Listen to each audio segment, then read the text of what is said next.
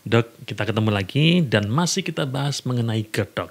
Nah, ini menarik yaitu GERD ini akhirnya menyasar seperti seperti ini ya, menembak gitu ya, menyasar ke gigi, telinga, paru-paru dan akhirnya GERD ini bisa berpengaruh ke bagian anatomi tubuh yang lainnya juga, Dok. Ini bisa di-sharing-kan, Dok?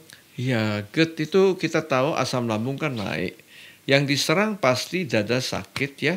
Kemudian kerongkongan ini yang jadi korban utama. Itu masalah GERD, gastroesophageal reflux. Asam lambungnya meluap melewati klep yang harusnya nutup sekarang naik ke atas. Bisa melukai, bisa timbul macam-macam luka dan sampai iritasi, sampai striktur dari menyempit dan tidak bisa makan. Tapi di lain dari urusan dari kerongkongan ini, ternyata GERD itu ke kerongkongan. Ke kerongkongan sampai di pita suara. Orang jadi batuk yang kronis, ya ada orang yang batuk berbulan-bulan. Ternyata urusannya urusan asam lambung. Ya, ada orang sampai asma, sampai pneumonia ketika makanan ini masuk ke dalam paru-paru. Ketika terjadi fibrosis yang namanya penyakit IPF, idiopathic pulmonary fibrosis. Itu pengapuran di mana-mana yang ternyata dalam literatur disebutkan 90% sumbernya dari GERD. Paru-paru kena. Orang yang giginya berlobang ternyata sumbernya juga GERD. Dia bisa ngantem ke sini.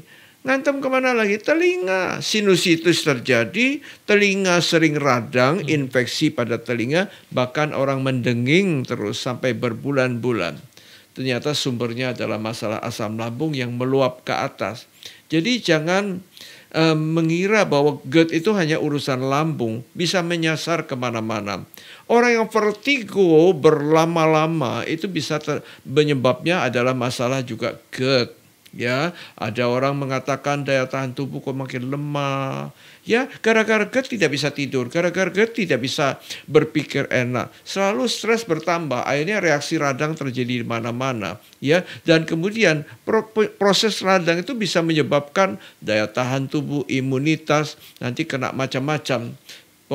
Pendek kata, urusan GERD itu jangan dianggap enteng. Tapi sebetulnya kalau kita betul-betul pelajari dengan saksama, GERD bisa kita lenyapkan, bisa kita kalahkan, bisa kita hilangkan tuntas amblas sama sekali. Asal Anda mengerti gaya hidup yang benar, cara makan yang benar, tidak stres, kunyah baik-baik, tidak merokok, tidak ngopi, dan sebagainya.